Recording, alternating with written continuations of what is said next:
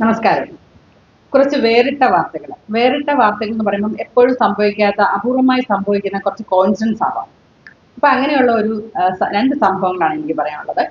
അതായത് ഒരു ഭാര്യയും ഭർത്താവും അവര് UPST, അതായത് UP അധ്യാപക പട്ടികയിൽ ഇടം നേടാൻ വേണ്ടിയുള്ള പ്രിപ്പറേഷൻസ് ചെയ്യുന്നു, ഒരുമിച്ച് പഠിക്കുന്നു, ഒരുമിച്ച് എക്സാം എഴുതുന്നു. റാങ്ക് വന്നപ്പോൾ സംഭവിച്ചത് ചരിത്രമാണ്. ഭർത്താവ് 1ാം റാങ്കും ഭാര്യയ്ക്ക് 2ാം റാങ്കും. വളരെ അത്ഭുതകരമായ കാര്യമല്ലേ. അതേപോലെ തന്നെ കണ്ണൂർ ഒരു സതീശൻ, അദ്ദേഹത്തിന് ഈ ഭാര്യയും ഭർത്താവിന്റെ പേര് ആൽഫ്രഡും ഐറിനും. അവർക്ക് കോട്ടയം കാഞ്ഞിരപ്പള്ളിക്കാരാണ്.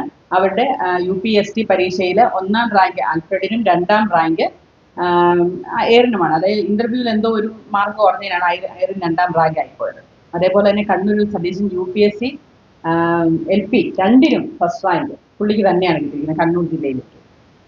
അതൊക്കെ അത്ഭുതകരമായ കാഴ്ചകളാണ്. അപ്പൊ എപ്പോഴും നമ്മൾ കാണുന്നതല്ല, നമ്മൾ ശ്രദ്ധിക്കപ്പെടാത്ത കുറച്ച് അത്ഭുതകരമായ കാഴ്ചകൾ അല്ലെ. ഭാര്യയും ഭർത്താവും ഒരേ പട്ടികയിൽ 1ാം റാങ്കും 2ാം റാങ്കും നേടുക എന്ന് പറയുന്നത് സത്യത്തിൽ എൻ്റെ ജീവിതത്തിൽ ഞാൻ ആദ്യമായിട്ട് കേൾക്കുകയാണ്.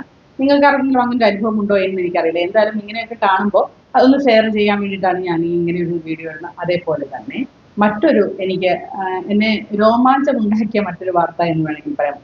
വയനാട്ടിലെ ഒരു വാർഡ് മെമ്പർ, പേര് ഞാൻ അന്ന് ഇത്ര ഓർക്കുന്നില്ല, കണ്ട ഒരു സുന്ദരമായ ഒരു വാർത്തയാണ്. വയനാട്ടിലെ ഒരു വാർഡ് മെമ്പർ, അതായത് അടുത്ത പഞ്ചായത്ത് ഇലക്ഷൻ വരാൻ പോവുകയാണെന്ന് നമ്മളെല്ലാം അറിഞ്ഞ കാര്യങ്ങളാണ്. അതിൻ്റെതായിട്ടുള്ള നാട്ടിലെ കൊണ്ടുപിടിച്ച് ഓരോ വാർഡിലും കുഴിയടയ്ക്കുന്നു, ബൾബിടുന്നു, മെമ്പർമാരെ അടുത്ത ഇലക്ഷന് വേണ്ടി നിൽക്കാനുള്ള കൊണ്ടുപിടിച്ച യാത്രയിലാണ് അല്ലേ. അതിനടുത്ത് വേറിട്ട ഒരു കാര്യം ചിന്തിക്കുകയാണ് വയനാട്ടിലെ ഒരു മെമ്പർ. അദ്ദേഹം ചെയ്തത് അദ്ദേഹത്തിന്റെ വാർഡിലെ എല്ലാ വീട്ടിലെയും ഓരോരുത്തരെ ക്ഷണിച്ച്, എല്ലാ വീട്ടിലെയും, അതായത് 500-ൽ പരം ആൾക്കാരുണ്ടായിരുന്നു, ഓരോരുത്തരെയും ക്ഷണിച്ച് അവരുമായിട്ട് സംവാദത്തിൽ ഏർപ്പെടുകയും അവർക്ക് അർഹതപ്പെട്ടവർക്ക് ഒരു മൊമെന്റോ ഒക്കെ കൊടുത്ത് ആദരിക്കുന്നു. അതേപോലെ തന്നെ അങ്ങനെയുള്ള കുറേ കാര്യങ്ങൾ, ഒരു മീറ്റിംഗ്, അതായത് എല്ലാവരെയും വിളിച്ചു കൂട്ടി ഒരു മീറ്റിംഗ് കൂട്ടുന്നു. നമ്മുടെ നാട്ടിലെ എത്ര മെമ്പർമാർക്ക്, നമ്മുടെ പഞ്ചായത്തിലെ അല്ലെങ്കിൽ നമ്മുടെ നാട്ടിലെ എത്ര മെമ്പർമാർക്ക് ഇതിനുള്ള ധൈര്യമുണ്ടെന്ന് ആലോചിച്ചു. അതാണ് എന്നെ അത്ഭുതപ്പെടുത്തിയത്. മനസ്സിലായോ? അതായത് ഓരോ മെമ്പറും ചിന്തിച്ചു നോക്കണം, ഞാൻ ഇങ്ങനെ ഒരു ഇത് നടത്തിയാൽ എത്ര പേര് വരും, അല്ലെ ഏത് രീതിയിൽ പങ്കെടുക്കും. ഇതിന് ധൈര്യം കാണിക്കുന്ന എത്ര മെമ്പർമാരുണ്ടെന്നാണ് എൻ്റെ സംശയം.